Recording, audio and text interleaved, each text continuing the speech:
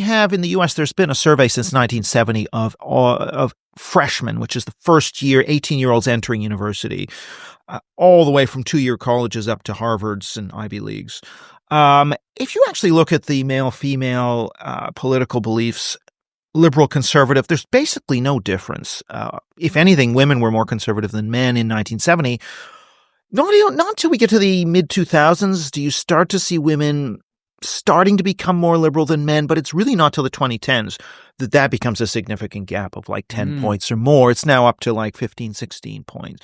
So the point is something happens in the 2010s. Women have not always been more liberal than men. It's a recent development amongst young people. Why is that? Now, it's very difficult to say. I mean, this is, of course, the age of the Great Awakening and social media, and feminism, of course, is much older than that, has been going for a long time. But I would say that something changed in the culture. I think that change has to do with social media and the spread of radical woke ideas off campus into the mainstream media and social media, and that affecting women. So it's not just female biology. It's the interaction between whatever is involved in female biology and this new culture. So the new culture is the key to explaining the change, I would say. The new culture around social media. So what would be an example then of social media affecting the politics of young women? Well, I just think radical feminist ideas around like the patriarchy, around, systemic discrimination. So, for example, a very large number of young women think that university entrance is biased against women, that there's sexism in this is at a time when women are becoming the majority of university students. I mean, it's a ridiculous Why would they be argument. susceptible to that and not young men? Well, because obviously an argument around women being discriminated against is going to land better with women just as a sort of narrow tribal thing. Obviously, it's about your group.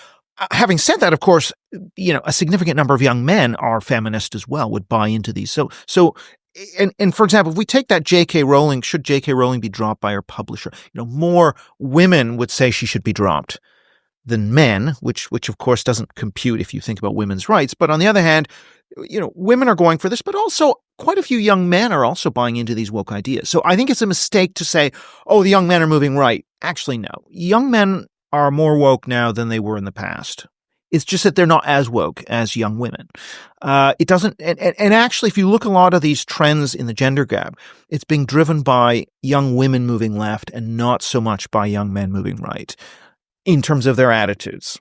Okay, let's leave voting aside, but if we just take attitudes, this is an extreme left shift in attitudes, for example, that is being reflected amongst young women more than young men. That's the difference. On a lot of these attitude questions, in fact, the right has been pretty stable. If I can pull back to a comment you just made a little bit earlier, and you say that this generation's going to grow out, and as soon as they become the sort of the main voting bloc, I can't remember exactly how you put it, then they'll change the politics. But it's also the case that, firstly, the generation younger than them, as we've already sort of implicitly discussed, is seeing the flaws in their argument and turning a different way. But also, if the ideas are ridiculous over time, it'll be proved that they're ridiculous. Like we're seeing this with trans ideology. It's obviously clear that men can't be women, even though, let's say, 5 years ago, there was like confusion about that, and maybe there still is now, but that's definitely clear. And we're going back to the same position, which is gender dysphoria exists. Maybe I think the DSM-5 doesn't call it a disorder, although the DSM-4 did. We might go to a place where it's not a moral judgment to say that someone who has gender dysphoria is lesser of a person at all, but it's a condition, at least. And you can't change sex. And I think that what's happened over the last few years is that's now clear. Clear to who? That's clear to you and I. It's clearer to more and more people. Yeah. 5 years ago, it was so obvious that men couldn't be women that no one really thought about it. And then when suddenly people were saying, oh yeah, men can be women. And because no one had actually thought, I remember hearing that and I was like, well, maybe, I guess I haven't looked into it. Like, can they? And so you kind of go along with it a little bit and maybe they'll cite some sources. But at this point, it's clear it's lunacy. And so I think that that's not an idea that's going to get more popular. It's going to get less and less popular. That's what's already happening. But you're basically saying that truth and logic and reason are what drive opinion. No, because I'm just saying the illogic and other untruths are going to take the place. Yeah, but if people say trans rights are human rights and you're being insensitive, you can use emotion and euphemism to essentially scare the public into taking an irrational view. So I don't think that I think that emotional blackmail, for example, is a powerful tool, a powerful weapon.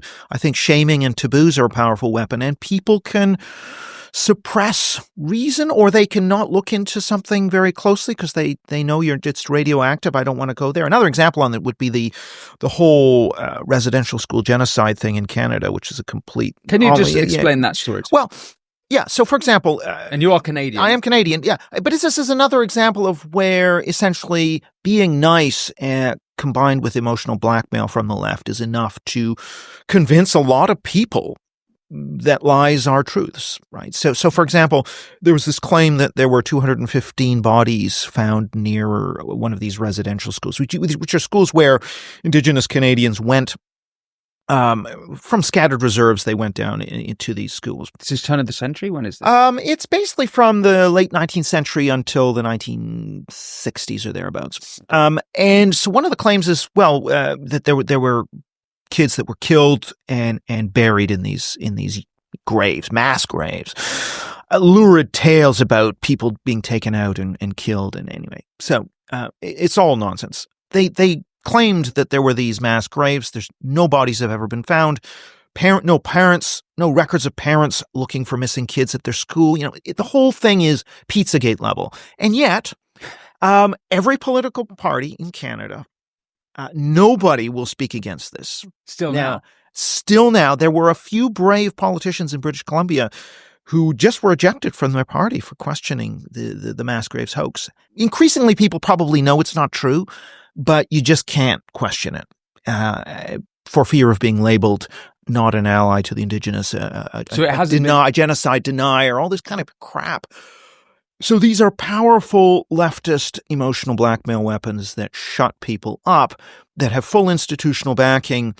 And yeah, you just can't. Now, the media, the conservative media, new media has questioned these things.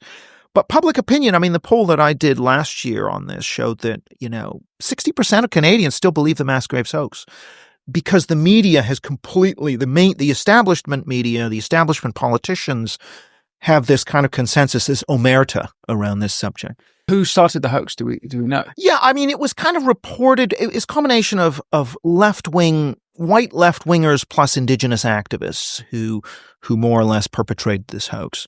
But it's been building. It's been building. This whole idea of residential schools as terrible things. There were residential schools. There were abuses that occurred there. It's not clear those abuses were much worse than non-Indigenous school. We just don't know, because all of this is shrouded in so much myth that you just have to believe anything that any Indigenous activist says. You can't, and so there's been a couple of decades of the manufacture of this set of myths, and it's lies built on lies built on lies. It's very difficult to know exactly what went on. We do know, however, if you look at hard numbers, if you were Indigenous and you went to a residential school, you actually had less of a chance of dying of what were rampant diseases, particularly in the Indigenous community, like tuberculosis, than if you stayed on reserve. So these are objective numbers. It's tied to woke because, your definition of woke is that these are sacred minorities. Right. And then we've seen this in America. I saw this in the music industry constantly, is artists wanting to do land acknowledgements before shows. It was never clear to me. I remember when I was working there, who you do the land acknowledgement to, because the tribes were constantly fighting over the same plots of land, and so you're actually exalting these tribes as perfect humans. And what is it, John Locke, or the kind of the noble savage? Yeah, well, yeah, exactly. Because in fact, in 70% of young Americans agree with this statement that Native peoples lived in peace and harmony before the Europeans arrived. 70%, really? Yeah, of those young people. And because there's been so much romanticism and airbrushing of, and these were very violent societies. So really, goes back to Rousseau and Locke. It's Rousseau and Locke, but with would you a certain say Rousseau and Locke is the beginning of woke? yes, in a Is that certain too way. much of a stretch? A certain way, yes. A certain way, yes. I mean, but then you can also say, well, obviously the deep roots of woke go back to, even New Testament Christianity. They go back to a whole bunch of different original sources. But that is one of them on the indigenous side, this sort of romanticizing of the indigenous. Can you tell me how Christianity is the source for woke?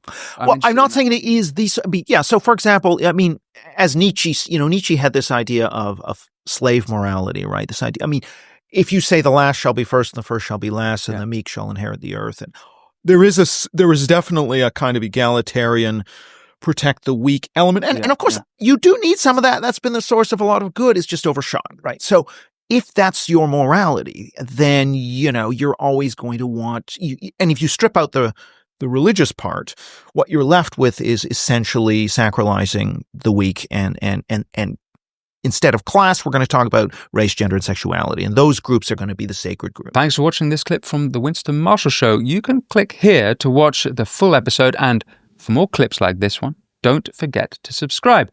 And as always, be well.